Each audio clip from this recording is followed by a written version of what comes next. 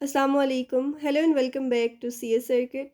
Well, I hope you all are doing good. This video is about Computer Science Grade 11th और आज हम discuss करेंगे unit number 7 digital literacy के lecture notes को। ठीक है।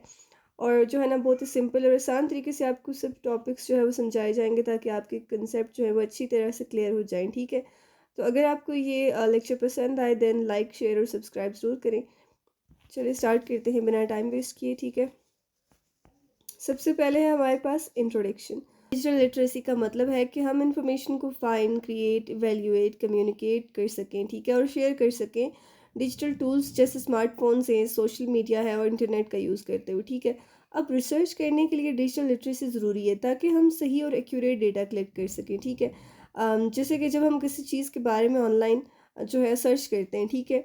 तो हमारे पास जो सबसे पहले जो रिज़ल्ट शो होता है, क्या हम उसको रिलायबल कंसीडर कर सकते हैं, वो रिलायबल होता है या नहीं होता है। ठीक है। हमें मल्टीपल सोर्सेज से इवेल्युएट करना पड़ता है। और देखें जैसे सोशल मीडिया पर वायरल होने वाली हर न्यूज़ जो होती है ना वो सच नहीं होती। डिजिटल लिटरेसी हमें मिस इन्फॉर्मेशन से बचने में मदद करती है। ठीक है। अब सेकंड पैराग्राफ में है research question in data collection. Research question क्या है?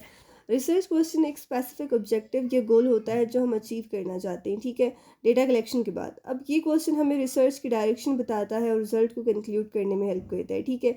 जैसे कि सोशल मीडिया के स्टूडेंट्स के ग्रेड सोशल मीडिया जो है ना कि स्टूडेंट्स के ग्रेड पर क्या इम्पैक्ट होता है, ये किसकी एग्जांपल हम ले लें अगर, या ऑनलाइन शॉपिंग जो है वो कंज्यूमर बिहेवियर को कैसे चेंज करती है। ठीक है।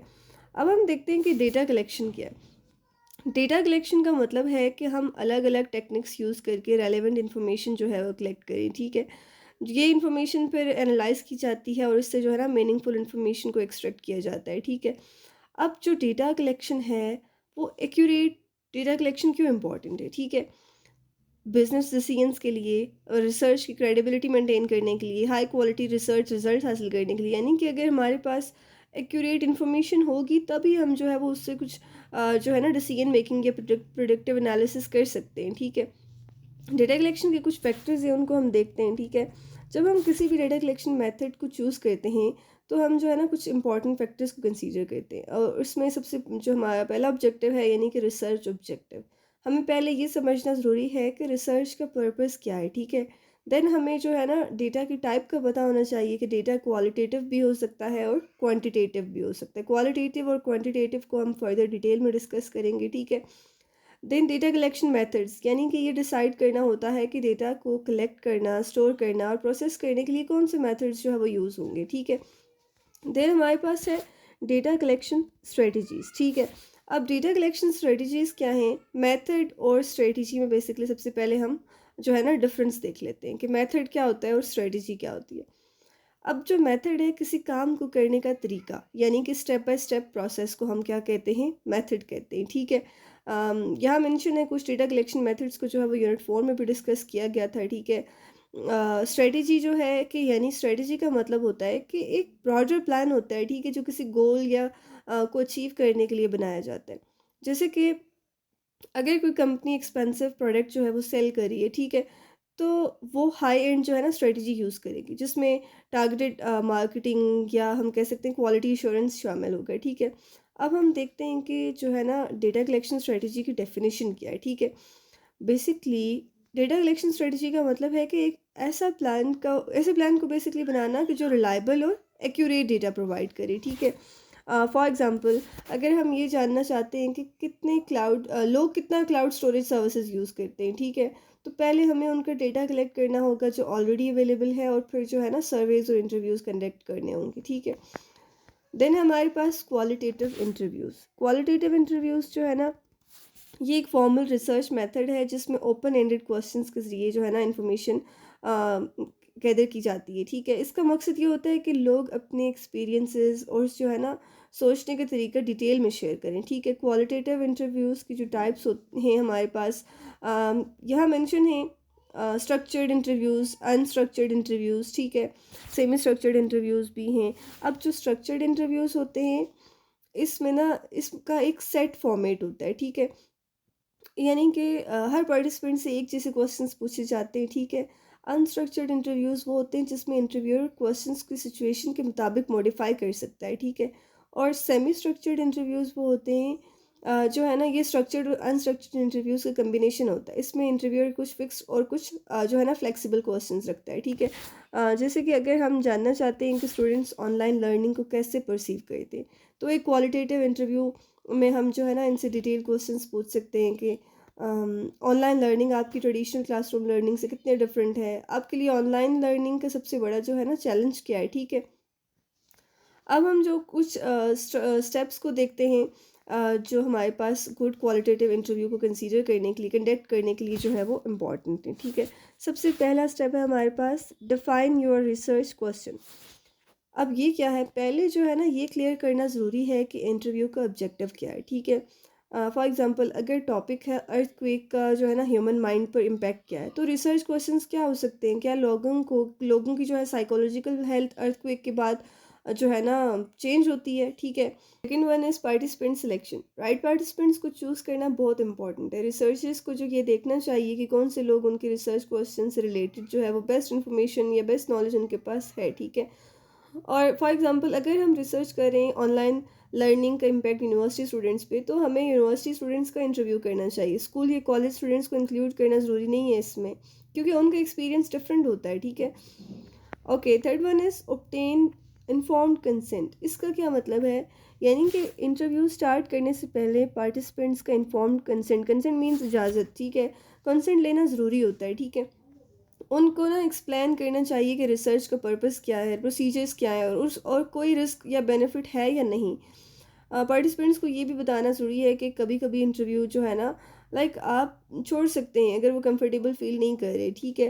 Then third one is develop an interview guideline. अब ये क्या है, बेसिकली एक कंप्रिहेंसिव इंटरव्यू गाइड डेवलप करनी चाहिए जो ओपन एंडेड क्वेश्चंस का एक स्ट्रक्चर्ड लिस्ट हो, ठीक है। गाइड जो है ना फ्लेक्सिबल होनी चाहिए ताकि पार्टिसिपेंट के रिस्पॉन्सेज के मुताबिक डिसीजन हो सके, ठीक है। देन नेचुरल और कन्वर्सेशनल फ्लो मेंटेन रखना ज़रूरी होता है, ठीक है। Okay, next is interview training. Interview training में ये होता है ना कि इंटरव्यूअर ट्रेनिंग, जिस तरह के एक टीचर को टीचिंग स्किल्स सीखनी पड़ती हैं, ठीक है, वैसे ही एक क्वालिटेटिव इंटरव्यूअर को बेसिकली उसको भी जो है ना ट्रेनिंग चाहिए होती है, ठीक है। स्किल्स जो इंटरव्यूअर के पास होनी चाहिए वो ये है कि like active listening. Active listening का मतलब होता है कि अटेंशन देना और पार्टिसिपेंट की बात को प्रॉपरली समझना। प्रॉब्लम प्रोबिंग स्किल्स, यानी कि क्वेश्चंस को क्लैरिफाई करना ताकि ज़्यादा डिटेल्स रिस्पॉन्सेज मिल सकें, ठीक है। अब जब जो इंटरव्यूअर है क्वेश्चंस को क्लियर नहीं करेगा तो उसको जो है ना आंसर भी मिसकंसेप्शन वाले ही मिलेंगे, ठीक है। देन न्यूट्रलिटी, यानी कि अपनी पर्सनल ओपिनियन या बायस को साइड पे रखना और पार्टिसिपेंट के पॉइंट ऑफ व्यू को रिस्पेक्टफुली जो है ना समझना, ठीक है। ये एक उसकी ट्रेनिंग में आती है। Okay, next one is recording equipment. Interviews को प्रॉपरली रिकॉर्ड करना बहुत ज़रूरी होता है, ठीक है, क्योंकि रिकॉर्डेड इंटरव्यूज़ जो होते हैं ना रिसर्चर्स को मल्टीपल दफ़ा सुनने का मौका मिलता है, ठीक है। और जिससे किसी भी छोटी या बड़ी बात को जो है ना मिस होने से बचाया जा सकता है। आज के मॉडर्न, आपको पता है कि डिजिटल एज में मैनुअल लिखने के बजाय ऑडियो या वीडियो रिकॉर्डर्स जो है ना इस्तेमाल बहुत उसका बेहतर इस्तेमाल किया जा सकता है, और उसको जो है ना जैसे ऑडियो रिकॉर्डिंग से इंटरव्यूअर की तमाम बातें प्रॉपरली सेव हो जाती हैं, ठीक है। और वीडियो रिकॉर्डिंग से फेशियल एक्सप्रेशन जो होते हैं वो भी क्लियर हो जाते हैं, बॉडी लैंग्वेज भी, ठीक है, जो क्वालिटेटिव रिसर्च में बहुत हेल्पफुल होते हैं, ठीक है। अगर रिकॉर्डिंग इक्विपमेंट हाई क्वालिटी होगा तो बैकग्राउंड नॉइज़ का इशू भी कम होगा, ठीक है, और आंसर्स जो है वो क्लियरली रिकॉर्ड हो जाएंगे, ठीक है। तो रिसर्चर्स को चाहिए कि वो अपने इंटरव्यूज़ को जो है ना सिक्योर तरीके से स्टोर करें ताकि किसी भी तरह का जो है ना डेटा लीक ना हो, ठीक है। एथिक्स का भी ख्याल रखना चाहिए और पार्टिसिपेंट से पहले से परमिशन लेनी चाहिए कि क्या वो रिकॉर्डिंग के लिए कंफर्टेबल हैं या नहीं, ठीक है। अब ये सब स्टेप्स जो है ना क्वालिटेटिव रिसर्च की रिलायबिलिटी और वैलिडिटी को इंश्योर करते हैं, ठीक है। Okay, then is comfortable environment. Comfortable environment यानी कि इंटरव्यू ऐसी जगह पर होना चाहिए जहाँ लाइक प्राइवेसी प्रोवाइड करें और डिस्ट्रक्शन से फ्री हो, ठीक है। एक ट्रस्ट लेवल डेवलप करना ज़रूरी होता है इंटरव्यूअर और पार्टिसिपेंट्स के बीच में, ठीक है, ताकि पार्टिसिपेंट अपनी बात को जो है ना ओपनली शेयर कर सके, ठीक है। Then conduct the interview. Interviewer का इंट्रोडक्शन देना इंपॉर्टेंट है ताकि पार्टिसिपेंट जो है ना रिलैक्स फील करे। प्रोबिंग टेक्निक्स, यानी उसका यूज़ करना चाहिए ताकि रिसर्च क्वेश्चंस के आंसर जो है वो डिटेल में मिल सकें, ठीक है। प्रोबिंग टेक्निक्स को हमने जो है ना पहले डिस्कस कर लिया है, ठीक है। और फिर है रिस्पेक्ट पार्टिसिपेंट्स पर्सपेक्टिव्स, यानी कि पार्टिसिपेंट्स की थिंकिंग और रिस्पॉन्सेज को रिस्पेक्ट करना ज़रूरी है, ठीक है। यानी कि आप जो है वो अपने क्वेश्चंस को ही अगेन एंड अगेन रिपीट कर रहे हैं और उसका जो है ना पर्सपेक्टिव है उसको आप जो है वो सुन ही नहीं रहे, ठीक है। कोई भी बायस बिहेवियर या जजमेंट जो है वो नहीं होनी चाहिए, ठीक है। Then transcribe and analyse the data, data को प्रॉपरली रिकॉर्ड और एनालाइज करना बहुत इंपॉर्टेंट होता है, ठीक है। नेक्स्ट हमारे पास एक केस स्टडी है क्वालिटेटिव इंटरव्यू की, ठीक है। इसको हम डिस्कस करते हैं। इस केस स्टडी का ऑब्जेक्टिव ये है कि हम जो है ना पेरेंट्स के व्यू पॉइंट्स को समझ सकें जिनका फोकस 4 to 5 ईयर्स के जो बच्चों के डिजिटल गेम्स और गैजेट्स के यूज़ पर है, ठीक है। सबसे पहले स्टेप 1 है डिफाइन योर रिसर्च क्वेश्चन और ऑब्जेक्टिव। ये जो है ना रिसर्च का सबसे पहला स्टेप होता है, ठीक है। इस केस में रिसर्च क्वेश्चन ये है कि पेरेंट्स का व्यू पॉइंट क्या है कि उनके 4-5 साल के बच्चों को डिजिटल गेम्स और गैजेट्स यूज़ करने के बारे में, ठीक है। डिजिटल गेम्स इंक्लूड हैं लाइक यानी कि ऑनलाइन गेम्स वीडियोस जो स्मार्ट फ़ोन या टैबलेट से प्ले की जाती हैं, ठीक है। Step 2 is participant selection. अब पार्टिसिपेंट सिलेक्शन में क्या है कि इंटरव्यू के लिए पार्टिसिपेंट सेलेक्ट करना बहुत इंपॉर्टेंट है। इस केस स्टडी में जो है ना पार्टिसिपेंट सिर्फ वो पेरेंट्स हैं जिनके बच्चे 4-5 साल के हैं, ठीक है, और डिजिटल गैजेट्स यूज़ करते हैं। इंपॉर्टेंट पॉइंट्स इसमें ये हैं कि like specific criteria, participant select करते वक्त इंश्योर करना चाहिए कि वो क्राइटेरिया को फुलफ़िल करते हैं। रेलिवेंट ऑडियंस जो है ना सिर्फ उन पेरेंट्स को सिलेक्ट करें जो विलिंग हैं अपने एक्सपीरियंस शेयर करने के लिए, ठीक है। और डाइवर्सिटी यानी कि डिफरेंट बैकग्राउंड से पेरेंट्स जो है वो इंक्लूड करें ताकि डाइवर्स पर्सपेक्टिव्स मिलें, ठीक है। Third one is obtain informed consent, ठीक है। कंसेंट लेना एथिकल रिक्वायरमेंट है, ठीक है। रिसर्चर को इंश्योर करना चाहिए कि पार्टिसिपेंट्स विलिंगली अपना डेटा शेयर करें बिना किसी प्रेशर के, ठीक है। उन क्लियरली बताया जाए कि उनका डेटा किस तरह से यूज़ होगा और ये रिसर्च किस पर्पज़ के लिए, ठीक है। तो कंसेंट के बिना किसी भी पार्टिसिपेंट का डेटा यूज़ करना जो है ना अनएथिकल है, ठीक है। Okay, next is develop an interview guideline. एक स्ट्रक्चर्ड इंटरव्यू कंडक्ट करने के लिए जो है ना एक गाइडलाइन तैयार करनी होती है, ठीक है, जिसमें कुछ प्री डिफाइंड क्वेश्चंस होते हैं। इस केस में जो है ना सिंपल क्वेश्चंस हैं कि does your child play any digital games. Simple questions हैं हमारे पास, ठीक है। Which digital games does your children prefer, for how long your child use a smartphone, ठीक है। Do you think the use of digital content is affecting the cognitive level of your child positivity? इसका जो है ना कुछ simple से questions हैं ये जो है ना उन इस इंटरव्यू गाइडलाइन में शामिल हैं, ठीक है। इंटरव्यू गाइडलाइंस की इंपॉर्टेंस ये है कि ये इंश्योर करता है कि इंटरव्यू स्ट्रक्चर्ड हो, ठीक है, और हर पार्टिसिपेंट से रेलिवेंट क्वेश्चंस पूछे जाएं, ठीक है। देन है इंटरव्यू ट्रेनिंग, ठीक है। यानी कि इंटरव्यू जो है ना एक प्रॉपर ट्रेन होना चाहिए, ठीक है। और जो है वो सिलेक्टेड पार्टिसिपेंट्स उसमें जो होने चाहिए पेरेंट्स हैं जैसे कि, ठीक है। देन है रिकॉर्डिंग इक्विपमेंट। रिकॉर्डिंग इक्विपमेंट का सिलेक्शन भी बहुत इंपॉर्टेंट है। इंटरव्यू को एक्यूरेटली रिकॉर्ड करने के लिए जो है ना रिसर्चर को डिफरेंट ऑप्शंस कंसीडर करने चाहिए।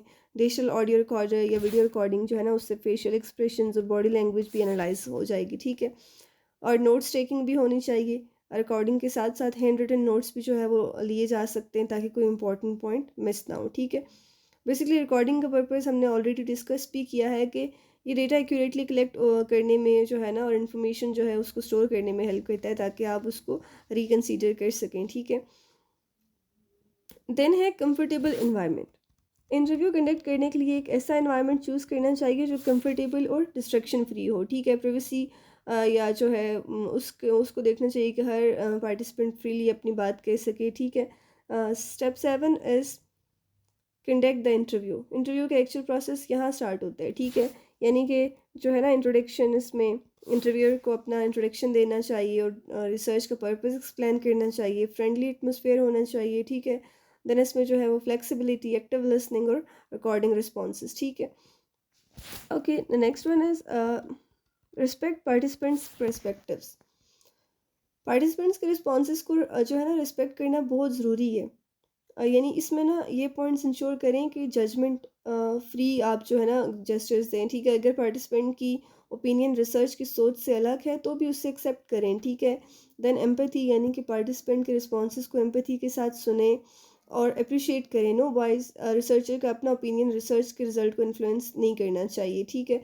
अगर पार्टिसिपेंट्स को लगे कि उनके ओपिनियन जज किए जा रहे हैं तो वो अपनी जेन्युइन थॉट्स जो है ना शेयर नहीं करेंगे, ठीक है। Last step is transcribe and analyse the data. Interview complete होने के बाद डेटा ट्रांसक्रिप्शन और एनालिसिस का फेज शुरू होता है, ठीक है। ये भी हमने जो है वो सारे स्टेप्स डिटेल में डिस्कस किए हैं। इस केस स्टडी के मुताबिक ये है कि जो है ना आंसर्स जो प्रोवाइड किए गए हैं तो उनके ट्रांसक्रिप्शन यानी कि रिकॉर्डेड डेटा को टेक्स्ट फॉर्मेट में कन्वर्ट करें, ठीक है।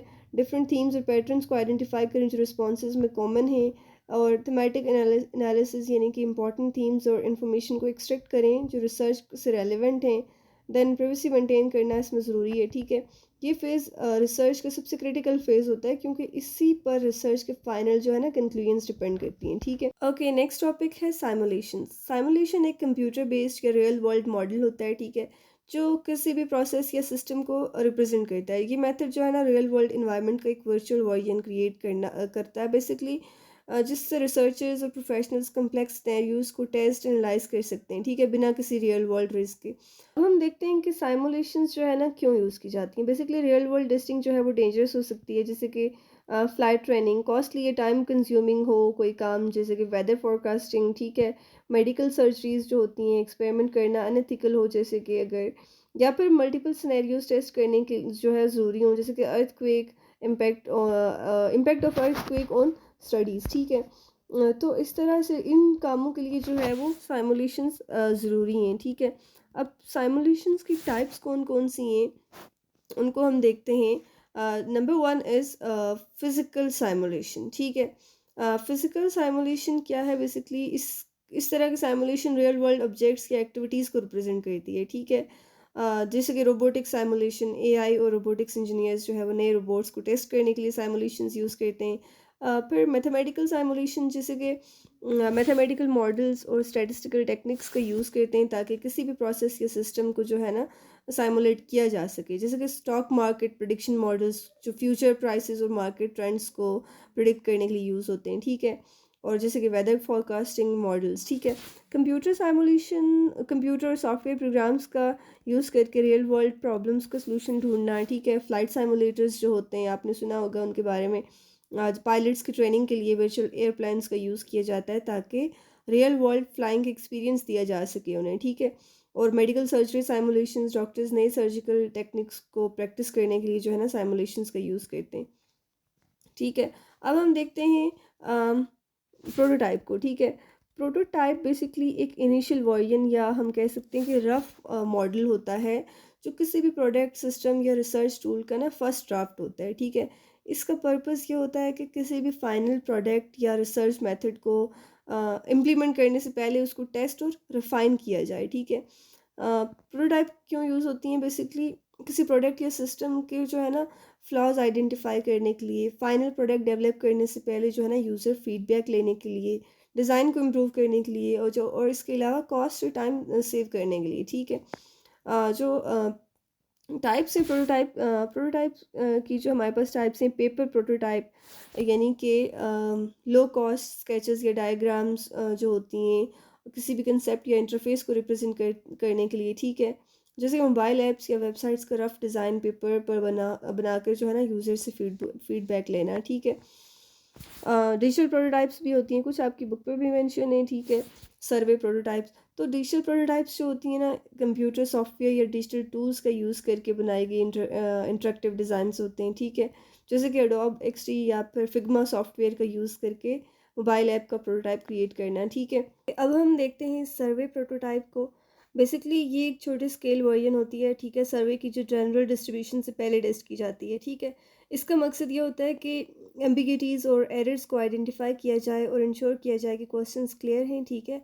फॉर एग्जांपल अगर हम एक सर्वे बना रहे हैं स्टूडेंट्स की स्टडी हैबिट्स पे, ठीक है, तो पहले एक टेस्ट सर्वे किसी छोटे ऑडियंस पे करेंगे और ये देखेंगे कि वो उसको समझ पा रहे हैं या नहीं समझ पा रहे, ठीक है। सेकंड है क्वेश्चनेयर्स प्रोटोटाइप्स। क्वेश्चनेयर प्रोटोटाइप्स ये एक ड्राफ्ट वर्जन होता है जो किसी क्वेश्चनेयर को जो फाइनल डेटा कलेक्शन से पहले यूज़ किया जाता है, ठीक है। इस वर्जन में हर एक प्रॉब्लम को आइडेंटिफाई और फिक्स किया जाता है। सपोज़ अगर हम एक कंपनी के एम्प्लॉयज़ से फीडबैक लेना चाहते हैं तो पहले एक ट्रायल क्वेश्चनेयर तैयार करेंगे और फीडबैक लेंगे कि सब सवालात सही हैं या नहीं, ठीक है। देन है डेटा कलेक्शन टूल प्रोटोटाइप्स। इसमें ये होता है कि ये किसी भी डेटा कलेक्शन टूल का प्रोटोटाइप है, लाइक ये टूल का इनिशियल वर्जन होता है, ठीक है, जिसमें प्रॉब्लम्स को आइडेंटिफाई और फिक्स किया जाता है। अगर हम एक ऑनलाइन फॉर्म या ऐप डेवलप करें जो लोगों को सर्वे डेटा कलेक्ट करेगा तो हम पहले एक बेटा वर्जन लॉन्च करेंगे और यूज़र से फीडबैक लेंगे, ठीक है। Next one is interview prototypes.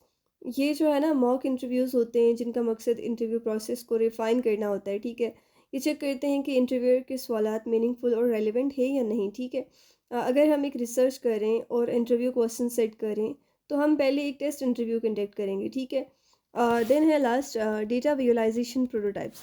ये एक जो है ना प्रीव्यू होता है जिसमें कि डेटा का विजुअलाइज़ेशन विजुअल रिप्रेजेंटेशन को बेसिकली देखा जाता है कि वो कैसा होगा, ठीक है? इस इससे जो है ना इससे ये इंश्योर किया जाता है कि ग्राफ्स, चार्ट्स या जो डैशबोर्ड सही काम कर रहे हैं या नहीं कर रहे, ठीक है? और अगर सपोज़ करते हैं कि हम एक बिज़नेस रिपोर्ट बना रहे हैं, तो हम पहले जो है सैंपल ग्राफ्स तैयार करेंगे ताकि देखा जा सके कि जो है ना वो डेटा को सही रिप्रेज़ेंट कर रहे हैं या नहीं कर रहे, ठीक है? ओके। देन है सर्विस। सर्विस बेसिकली एक जो है ना स्ट्रक्चर्ड टूल होता है डेटा कलेक्शन के लिए, जो एक ग्रुप ऑफ इंडिविजुअल्स से डेटा कलेक्ट करता है, ठीक है? अब ये ज़्यादातर प्रिंटेड क्वेश्चनेयर्स होते हैं, ऑनलाइन फॉर्म्स होते हैं, इंटरव्यूज़ या टेलीफोनिक सर्विस के ज़रिए किया जाता है, ठीक है? सर्वे के यूजेस बेसिकली जो है ना फीडबैक और रिव्यूज़ कलेक्ट करने के लिए, फॉर एग्जांपल कि एक रेस्टोरेंट कस्टमर से फीडबैक लेता है, ठीक है? ओपिनियंस और ट्रेंड्स को अंडरस्टैंड करने के लिए जो है ना, जैसे कि एक पॉलिटिकल सर्वे लोगों को वोट प्रेफरेंस एनालाइज करता है, ठीक है? साइंटिफिक रिसर्च और स्टैटिस्टिकल एनालिसिस के लिए भी सर्वे का यूज़ होता है, ठीक है? सर्वे बनाने के कुछ स्टेप्स होते हैं, आप गूगल फॉर्म्स का यूज़ करके उनको बना सकते हैं, ठीक है? आपने जो है ना गूगल फॉर्म की वेबसाइट ओपन करनी है और उस पे टाइप करना है docs.google.com/forms, ठीक है? ब्लैंक फॉर्म आपने वहाँ से सिलेक्ट करना है, फॉर्म का टाइटल लिखना है और डिस्क्रिप्शन ऐड करनी है। उसमें क्वेश्चंस लिखने हैं और उनके जो है ना आंसर्स के ऑप्शन सेट करने हैं, देन सेटिंग एडजस्ट करनी है और फॉर्म का लिंक शेयर कर देना है, ठीक है? इसको हम एक एग्जांपल से अंडरस्टैंड करते हैं। एक एग्जांपल है कि impact of usage of digital games gadgets among the children aged 4 to 5 years, ठीक है? ये क्वेश्चन जो है वो डिज़ाइन किया गया है ताकि जो है ना पेरेंट्स की ओपिनियन कलेक्ट की जा सकें, ठीक है? इस सर्वे का पर्पस है कि पेरेंट्स की सोच समझना डिजिटल गैजेट्स के बारे में, ठीक है? डिजिटल गेम्स के पॉजिटिव और नेगेटिव इफ़ेक्ट्स एनालाइज करना, ठीक है? इसमें कुछ सैम्पल क्वेश्चंस हैं कि क्या जो है वो 4 से 5 साल के बच्चे को डिजिटल गेम्स गैजेट्स का एक्सेस होनी चाहिए? क्या आजकल डिजिटल गैजेट्स जो है वो कंपल्सरी हो गए? स्मार्टफ़ोन्स या टैबलेट्स यूज़ करना बेटर है या फिज़िकल गेम्स खेलना बेटर है, ठीक है? फिर क्या डिजिटल कंटेंट जो है बच्चों की कॉग्निटिव एबिलिटी को इम्प्रूव करता है? डिजिटल गैजेट्स का जो है ना सोशल डेवलपमेंट पर क्या नेगेटिव इम्पैक्ट होता है, ठीक है? और अगर बच्चे को डिजिटल गैजेट्स नहीं मिले तो उसका बिहेवियर जो है वो कैसा होगा, ठीक है? अब इस सर्वे के एनालिसिस में जो है ना सर्वे का डेटा टारगेटेड ऑडियंस के साथ जो है वो कंपेयर किया जाता है, ठीक है? सर्वे से जो है वो एनालिटिक्स क्वेश्चंस का जवाब मिलता है, ठीक है? जो कि जो बेसिकली जो है ना क्वालिटेटिव इंटरव्यूज़ के डेटा को कम्प्लीमेंट करता है, ठीक है? देन नेक्स्ट टॉपिक है हमारे पास data presentation for research questions. Data presentation का बेसिकली जो है ना एक ये ऐसा प्रोसेस है जिसमें दो या ज़्यादा डेटा सेट्स का रिलेशन शो किया जाता है विजुअल टूल्स या एड्स की मदद से, ठीक है? जब हम डेटा कलेक्ट करते हैं ना, तो एनालिसिस कंप्लीट होती है, ठीक है? और जब एनालिसिस कंप्लीट होती है तो भी रिजल्ट्स या इंफॉर्मेशन जो होती है उसमें से एक मीनिंगफुल इंफॉर्मेशन को एक्सट्रैक्ट किया जाता है ताकि उसमें से एक इम्पॉर्टेंट इंफॉर्मेशन को कंसीडर किया जा सके, ठीक है? जो कि मीनिंगफुल हो। अब ये इसलिए इम्पॉर्टेंट है ताकि जो भी ऑडियंस हैं वो डेटा को आसानी से समझ सके और इन्फॉर्म डिसीजन ले सकें, ठीक है? और ये प्रोसेस जो है वो डेटा एनालिसिस के बाद होता है जो डेटा और इन्फॉर्मेशन को ऑर्गेनाइज करता है, ठीक है? और उसको एक बेहतर अंडरस्टैंडेबल फॉर्मेट में जो है ना रिप्रेजेंट किया जाता है। अब डेटा को विजुअली रिप्रेजेंट करने के लिए बहुत से ग्राफिकल फॉर्मेट्स हैं, मेथड्स हैं, ठीक है? जिससे कि जो डेटा आपको बेसिकली मज़ीद जो है ना वो कंप्रहेंसिबल बनाते हैं, ठीक है? अब हम जो है आपने देखा होगा कितने सारे टूल्स यूज़ हो रहे हैं आजकल टेबुलर ग्राफिकल इंफॉर्मेशन के लिए, ठीक है? इसमें जैसे कि इन्फोग्राफिक्स है, प्रेजेंटेशंस हैं, रिपोर्ट्स हैं, ठीक है? सबसे पहले हम देखते हैं इन्फोग्राफिक्स को। बेसिकली इन्फोग्राफिक्स जो है ना 2 वर्ड्स का कॉम्बिनेशन है। इंफॉर्मेशन और ग्राफिक्स, यानी कि ये एक ऐसा विजुअल रिप्रेजेंटेशन होता है जिसमें टेक्स्ट, इमेजेस और डिज़ाइन एलिमेंट्स को यूज़ किया जाता है, ठीक है? ताकि कम्प्लेक्स इन्फॉर्मेशन को आसान और विजुअली जो है ना दिखाया जा सके, उसको समझने में आसानी हो, ठीक है? इसकी जो इम्पोर्टेंस है वो ये है कि जब कोई इन्फॉर्मेशन जो है वो बहुत कम्प्लेक्स होती है तो इसको ग्राफिक्स के ज़रिए जो है वो समराइज़ किया जाता है, ठीक है? विजुअल रिप्रेजेंटेशन की वजह से लोग आसानी से जो है वो समझ जाते हैं कि इसमें बेसिकली हो क्या रहा है, ठीक है? कम्युनिकेशन के लिए एक पावरफुल टूल है, ठीक है? क्योंकि ग्राफिक्स और विजुअल्स की मदद से जो है ना कंसेप्ट जो होता है वो क्लियर हो जाता है, ठीक है? Infographics, graphs, charts, icon, symbols जो है ना, इसमें इलस्ट्रेशंस होती हैं, टेक्स्ट का मिक्सचर होता है, ठीक है। ये जैसे आपके सामने भी एक इन्फोग्राफिक है, इसमें टेक्स्ट भी है, कुछ आइकन्स भी बने हुए हैं, ठीक है। तो एक क्लासरूम चेकलिस्ट है, तो इससे ना इन्फॉर्मेशन एक क्लियर हो जाती है, ठीक है। एक अच्छा इन्फोग्राफिक जो है ना विजुअली बेसिकली बहुत अट्रैक्टिव होना चाहिए, ताकि अननेसेसरी डिटेल उसमें जो है ना हो, ठीक है, और इन्फॉर्मेशन एकदम से समझ आए, ठीक है। अगर इसके हम एक इस तरह से एग्जांपल लेते हैं कि अगर किसी स्कूल के प्रिंसिपल जो है ना वो ये बताएं कि उनको स्कूल के स्टूडेंट्स की परफॉर्मेंस चाहिए, किस तरह से उनको मतलब उन्होंने परफॉर्मेंस देखनी है, ठीक है। तो वो एक इन्फोग्राफिक यूज़ कर सकते हैं, जो बार चार्ट्स, पाई चार्ट्स के आइकन्स की मदद से जो है ना बताएं कि किस सब्जेक्ट में बच्चे जो है वो वीक हैं, किस में स्ट्रांग हैं, ठीक है, किस में इम्प्रूवमेंट की ज़रूरत है, ठीक है। Again next one is presentations. Presentation का जो आपको पता ही होगा कि प्रेजेंटेशन का मतलब है कि किसी भी डेटा को विजुअली जो है ना इंटरेक्टिव तरीके से ऑडियंस के सामने रखना, ताकि वो उसको आसानी से समझ सकें। मल्टीमीडिया एलिमेंट्स का इसमें जो है ना मिक्सचर होता है, जैसे टेक्स्ट, इमेजेस, ऑडियोज़ और वीडियोज़, ठीक है। इम्पॉर्टेंस इसकी ये है कि जब किसी टॉपिक या रिसर्च को एक्सप्लेन करना हो, तो प्रेजेंटेशन काफ़ी जो है वो हेल्पफुल होती है, ठीक है। और ये एक स्ट्रक्चर्ड तरीका है जिससे ऑडियंस इंगेज्ड और इंटरेस्टेड रहती हैं। प्रेजेंटेशंस में जो है वो इंटरेक्टिव एलिमेंट्स होते हैं, जैसे कि पिक्चर्स, ठीक है, ग्राफ्स। इफेक्टिव प्रेजेंटेशन ऐसी होती है कि जो क्लियर व्यूली जो है ना बहुत अच्छे से उसको ऑर्गेनाइज किया जाए, ताकि उसमें कोई भी एम्बिगेटी ना रहे, ठीक है। जैसे कि अगर एक स्टूडेंट है और उसको जो है ना कुछ स्टूडेंट्स को टीचर ने आर्टिफिशियल इंटेलिजेंस का कंसेप्ट समझाना है, तो वो एक पावर पॉइंट प्रेजेंटेशन या किसी और विजुअल टूल का यूज़ करके ना, जिसमें इमेजेस हों, वीडियोस हों और डायग्राम्स हों, तो स्टूडेंट को बेहतर तरीके से समझा सकते हैं, ठीक है। Third one is reports. Reports का काम डेटा को समराइज फॉर्म में प्रेजेंट करना होता है। ये एक स्ट्रक्चर्ड डॉक्यूमेंट होती है जो किसी भी कम्प्लेक्स इन्फॉर्मेशन को क्लियर और अंडरस्टैंडेबल बना देती है, ठीक है। इसकी इंपॉर्टेंस ये है कि रिपोर्ट्स का यूज़ जो है वो स्टेक होल्डर्स या बिजनेसमैन करते हैं, ताकि वो कलेक्टेड डेटा को समझ सकें और इन्फॉर्म डिसीजंस ले सकें, ठीक है। राह डेटा को एक मीनिंगफुल और एक्शनेबल जो है वो इन्फॉर्मेशन में कन्वर्ट करता है। और रिपोर्ट्स का स्ट्रक्चर जो है ना ऐसा होता है कि रिसर्च क्वेश्चन और उसके आउटकम्स को क्लियरली जो है वो कन्वे किया जाता है उसमें, ठीक है। स्ट्रक्चर्ड फॉर्मेट की वजह से इंफॉर्मेशन लॉजिकली जो है ना एक्सप्रेस की जाती है, ठीक है। जैसे कि अगर हम एग्जांपल देखें, तो एक कंपनी अपनी सेल्स रिपोर्ट बनाना चाहती है, ठीक है, और वो एक डिटेल रिपोर्ट प्रिपेयर करेगी जिसमें past sale data, customer trends और उसमें जो है ना फ्यूचर सेल्स की जो प्रोडिक्शन होगी उसका जिक्र किया जाएगा, ठीक है। अब ये रिपोर्ट कंपनी की मैनेजमेंट को हेल्प करेगी, ताकि बेटर जो है वो बिजनेस डिसीजंस लिए जा सकें, ठीक है। Alright, thank you so much. So ये था हमारा unit number 7, digital literacy, and if you find this video helpful then do not forget to like, share and subscribe. मिलते हैं नेक्स्ट वीडियो में, अपना ख्याल रखिएगा, अल्लाह हाफिज़।